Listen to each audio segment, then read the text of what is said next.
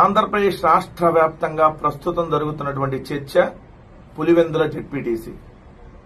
ఏదైతే ఒక పులివెందుల రూరల్ మండలానికి సంబంధించినటువంటి ఒక జెడ్పీటీసీ స్థానానికి జరుగుతున్నటువంటి ఉప ఎన్నిక కేవలం 10,800 ఓట్లు. కేవలం 10,800 ఓట్లు ఉన్నటువంటి ఆ పులివెందుల జెడ్పీటీసీ స్థానానికి సంబంధించి 164 మంది ఎమ్మెల్యేల కూటమిగా ఉన్నటువంటి ఏదైతే 3 రాజకీయ పార్టీల కూటమి, అదేవిధంగా 2 దినపత్రికలు, 10కి పైగా శాటిలైట్ ఛానళ్లు, 500కు పైగా యూట్యూబ్ ఛానళ్లు, తెలుగుదేశం పార్టీ ఆఫీస్ నుంచే దాదాపుగా 200కు పైగా నడుస్తున్నటువంటి ఛానళ్లు, దాదాపుగా వేలాది మంది పోలీసుల్ని అడ్డం పెట్టుకొని ఎలా అయినా సరే పులివెందుల జెడ్పీటీసీ స్థానాన్ని అడ్డదారిలో కైవసం చేసుకోవాలనేటటువంటి ప్రయత్నం కూటమి చేస్తుందనేది వాస్తవం. దానిలో భాగంగా ఆ పత్రికల్లో ఎలాంటి విషపూరితంగా నిన్న రాసిన కథనానికి ఈ రోజు రాసిన కథనానికి పొంతం లేకుండా ఎలా రాస్తారంటానికి ఈ రోజు వాళ్ళు పెట్టినటువంటి హెడ్డింగ్ పులివెందులలో హై వోల్టేజ్. వాస్తవమే, పులివెందుల్లో హై వోల్టేజ్. జెడ్పీటీసీ ఉప ఎన్నిక కాక ఇంటింటి ప్రచారం చేసిన మంత్రులు ఒక జెడ్పీటీసీ స్థానానికి కోసం ఇంటింటి ప్రచారం చేసిన మంత్రులు. ఇంతకంటే ఇంకా దిక్కుమాలినటువంటి చర్య ఇంకోటి ఉంటుందా? ఇక్కడే వాళ్ళ ఓటమి ఏంటో వాళ్ళకి అర్థమైంది కదా. ఒక్క జెడ్పీటీసీ కేవలం 10,000 ఓట్లున్న జెడ్పీటీసీని గెలవడం కోసం మంత్రులు వెళ్లి ఇంటింటి ప్రచారం చేశారంటే అది జగన్మోహన్ రెడ్డి గారి పవర్, అది పులివెందుల పవర్. దీంట్లో అక్కడే రాసి మళ్లీ కింద దొరికిపోతారు. పైనేమో ఇంటింటి ప్రచారం చేసిన మంత్రులు, కిందేమో ఓటుకు 5,000 పంచుతున్న వైసీపీ. ఓటుకి వైఎస్ఆర్ కాంగ్రెస్ పార్టీ 5,000 పంచుతుందని రాశారు కదా, నిన్న 10,000 అని రాశారు. బూత్ కిట్టు, ఓ బూత్ కిట్టు, ఓ బ్రోకర్ కిట్టు, ఓ ఆంధ్రజ్యోతి బ్రోకర్ రాధాకృష్ణ, నిన్న నువ్వు రాసినటువంటి వార్త ఓటుకు 10,000 అని పెట్టావు. డిస్ప్లేలో కనపడింది మీకు. ఓటుకు 10,000 అని పెట్టావు. ఈ రోజు ఓటుకు 5,000 అంటావు. అసలు నీకు ఏం రాస్తున్నావో తెలియదు. అంటే మొన్నేమో షార్ట్ విస్కీ దాగుంటావు, నిన్నేమో సుమ్ము విస్కీ దాగుంటావు. మొన్న షార్ట్ వేసినప్పుడు 10,000, ఇప్పుడు సుమో ఎక్కినప్పుడు 5,000 అయిందా? కనీసం రాసేటప్పుడు చూసుకోవాలి కదా. నిర్ణయం రాసావు, నిర్ణయం ఓటుకు 10,000, ఈరోజు ఓటుకు 5,000 అంట. పైనే మంత్రులు ఇంటింటి ప్రచారం అంట. మంత్రులందరూ ఇంటింటి ప్రచారం చేస్తా ఉంటే వైఎస్ఆర్ కాంగ్రెస్ పార్టీ వాళ్ళు డబ్బులు ఆడ వేస్తారు. నువ్వే చెప్పు. మంత్రులు వెళ్ళారు, పోలీసులు వీళ్ళందరూ ఉంటారు కదా, మరి అధికారం అంతా మీదే ఉంది కదా, మరి ఎట్లా? 2 ఇక్కడ క్లియర్ గా చూస్తే కర్నూలు రేంజ్ డీఐజీ కోయ ప్రవీణ్ కడపలోనే మకాం వేసి పరిస్థితిని పర్యవేక్షిస్తున్నారు. ఒక జెడ్పీటీసీ స్థానం కోసం ఏదైతే Kurnool range DIG, Rayalaseema range డీఐజీగా ఉన్నటువంటి ఎవరైతే కోయ ప్రవీణ్, మీకు తెలుసు కదా, మన కోయ్ అని పెద్ద పెద్ద మాటలు మాట్లాడేసి తలకాయలు లేసిపోయాయి పత్యాపారాలు.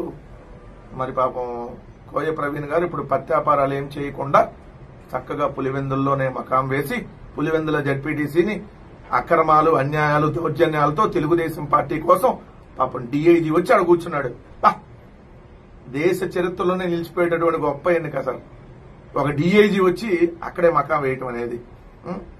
ఈ స్థానాలకు 12న జరగనున్న ఉప ఎన్నికలు జగన్ అండ్ కోకు జీవన్మరణ సమస్యగా మారాయి. జీవన్మరణ సమస్య ఏదో జెడ్పీటీసీ మాక సింగిల్ గా 151 సీట్లు గెలిచినారు. ఒక జెడ్పీటీసీ స్థానం కోసం జీవన్మరణ సమస్య ఏంది? తింగర కృష్ణ అలియాస్ రాధాకృష్ణ. జీవన్మరణ సమస్య మీకు, అందుకని మంత్రులు ఇంటింటి ప్రచారం. జీవన్మరణ సమస్య మీకా మాకా? మంత్రులు ఇంటింటి ప్రచారం చేస్తున్నప్పుడు జీవన్మరణ సమస్య ఎవరికి? మిస్టర్ రాధాకృష్ణ. ఇక్కడ వచ్చినప్పటికి అసెంబ్లీ ఎన్నికల్లోనూ ఇవ్వనంత స్థాయిలో ఇప్పుడు ఓటుకు 5,000 చొప్పున పంపిణీ చేస్తుంటే దీనికి నిదర్శనమని చెబుతున్నారు. నిన్న 10,000 నువ్వే రాసావు, ఈ రోజు 5,000 అని నువ్వే రాస్తావు. ఇట్లా ఉంటది బూత్ కిట్టుది. ఒంటిమిట్టలోనూ నువ్వు అనేనా ఇక్కడ వైసీపీ నాయకులు ఓటుకు 3,000 వంతులు పంపిణీ చేశారంట ఆల్రెడీ 3,000 చొప్పున. అసలు ఎలా అంటే ఒక్క జెడ్పీటీసీ కోసం ఇంతమంది దిగారో రంగంలో చూడండి. మీరు ఎంతమంది రంగంలో దిగినా అందరికీ వైఎస్ఆర్ కాంగ్రెస్ పార్టీ నాయకులు, కార్యకర్తలకి రేపు జరగనున్నటువంటి పులివెందులకు సంబంధించినటువంటి జెడ్పీటీసీ ఉప ఎన్నికకి వైఎస్ఆర్ కాంగ్రెస్ పార్టీ శ్రేణులందరూ మొబైల్ ని అస్త్రంగా పెట్టుకొని జరుగుతున్నటువంటి అక్రమాలు, అక్కడ జరుగుతున్నటువంటి దౌర్జన్యాల్ని మీ మొబైల్ ద్వారా వాట్సాప్ల్లో, ఫేస్బుక్లో, ఇన్స్టాగ్రామ్లో, ఎక్స్లో అన్నిట్లో పోస్ట్ చేస్తే ఖచ్చితంగా జరుగుతున్నటువంటి అక్రమాలు బయట ప్రపంచానికి తెలుస్తాయి. ఎవ్వరూ కూడా అధైర్యపడాల్సినటువంటి పని లేదు. పులివెందుల ఓటర్ మహాశయులందరికీ విజ్ఞప్తి చేస్తా ఉన్నాం. ఏదైతే పులివెందులకు జరుగుతున్నటువంటి జెడ్పీటీసీ ఉప ఎన్నిక సందర్భంగా మీ ఓటు హక్కును ధైర్యంగా వచ్చి మీరు వినియోగించుకోండి. ఎవరి ప్రలోభాలకి లొంగాల్సినటువంటి పని లేదు. మీకు నచ్చినటువంటి పార్టీకి మీరు ఓటు వేయండి. ఎవరు కూడా దాన్ని ఆపేటటువంటి ప్రసక్తి ఉండదు. ఇలాంటి దౌర్జన్యాలు లేదంటే ఇలాంటి అక్రమాలతోనో కేసులతోనో భయభ్రాంతులు గురి చేసి ఆపాలంటే అక్కడ ఉన్నది పులివెందుల అని ఒకసారి గుర్తు చేయండి. వాళ్ళు అడ్డుకుంటే ఆగుతామా? ఏదైతే యువకుడు, ఉత్సాహవంతుడు, ఉన్నత విద్యావంతుడు 6 లక్షల రూపాయలు నెలకి వచ్చేటటువంటి ఉద్యోగాన్ని వదులుకొని వచ్చినటువంటి మన తుమ్మల హేమంత్ రెడ్డి తన తండ్రి చనిపోయిన తర్వాత తన తండ్రి ప్లేస్ లో జగన్మోహన్ రెడ్డి గారు అతన్ని పులివెందుల అనేటటువంటి గొప్ప ప్రాంతం నుంచి జెడ్పీటీసీగా ఏదైతే అక్కడి నుంచి నిలబెట్టినటువంటి ఉన్నత విద్యావంతుడైనటువంటి తుమ్మల హేమంత్ రెడ్డి గారిని ఫ్యాన్ గుర్తుపై ఓటు వేసి గెలిపించాల్సినటువంటి బాధ్యత పులివెందుల ప్రజల మీద ఉంది. పులివెందుల జెడ్పీటీసీ ఉప ఎన్నిక సందర్భంగా ఫ్యాన్ గుర్తుపై ఓటు వేసి ఈరోజు పులివెందుల ఆత్మగౌరవానికి, నారా లోకేష్ అహంకారానికి, నారా చంద్రబాబు నాయుడు గారి అక్రమ పాలనకి జరుగుతున్నటువంటి ఎన్నికగా మనం దాన్ని చూపిద్దాం. ఖచ్చితంగా పులివెందుల ఒంటిమిట్టలో గెలిచేది వైఎస్ఆర్ కాంగ్రెస్ పార్టీయే అన్న విషయం గుర్తుపెట్టుకోండి. ఎన్ని రకాల కుట్రలు చేసినా వైఎస్ఆర్ కాంగ్రెస్ పార్టీ గెలుపుని ఆపలేరన్నటువంటి విషయాన్ని కూడా గుర్తుపెట్టుకోమని చెప్తా ఉన్నాం.